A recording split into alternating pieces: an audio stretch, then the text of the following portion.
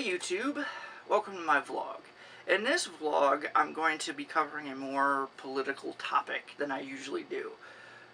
This is going to be covering the fairly recent Michigan, quote, abortion insurance bill, end quote.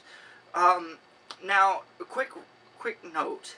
I was not able to find a raw copy of this bill in the state Senate. I was able to find bills similar to it, and from what I understand, it is almost perfectly identical to the one Governor Snyder vetoed, I want to say almost a year ago. I believe it was January of 2013. A couple facts about this bill. It bans insurance companies from providing abortion coverage, except for in cases that it is medically necessary to save the mother's life. And in that particular case, it'll only cover half of the abortion cost. The other half will be paid by have to be paid by the mother out of pocket. But it does allow for a separate insurance rider that would allow abortion to be covered in the event of rape or incest. And that's where the rape insurance bill quote nickname comes from. A couple of things: I do not support this law, because everything I have managed to find shows that only about 20% of insurance companies actually covered abortion under any circumstance other than medically necessary to save the mother's life, or even to if the fetus is impacting her health in any way. Like, here's a quick stat that I managed to find. 3 news organizations. I originally found this via M.Live, but it reports that last year 23,000 abortions were performed last year in the state of Michigan. Of that, only 739 abortions were covered under insurance. And that's only about 3.3% of all abortions. That's pretty low. So I don't see needing any kind of bill like this. I also object to the way it came about as law. They managed to get about 300,000 signatures.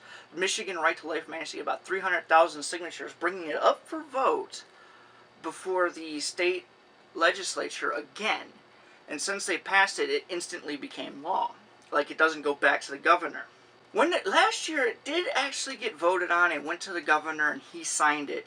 He said, and I quote, "I do not believe it is appropriate to tell a woman who becomes pregnant due to a rape that she needed to select elective insurance coverage."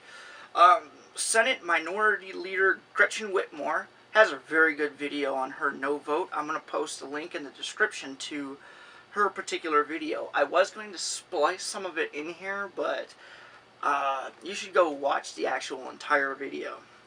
She says, "This tells women who were raped that they should have thought ahead and planned for it. Make no mistake, this is anything but a citizen's initiative. It is a special interest group's perverted dream come true."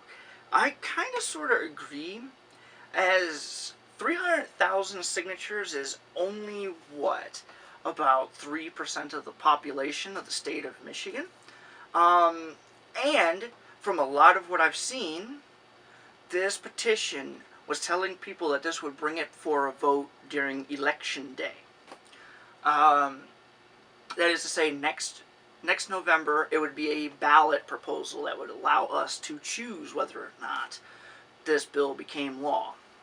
Which is not what happened. It went straight back to the state Senate, became law.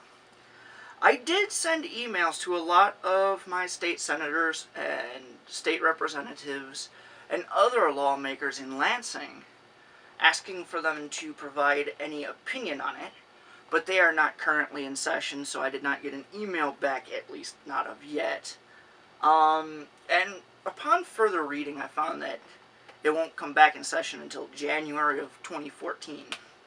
On that video from Gretchen Whitmer, I don't necessarily agree with a lot of things that Gretchen Whitmer does or advocates, but she actually has a lot of respect from me At about 8 minutes, she tells a story on how she was raped.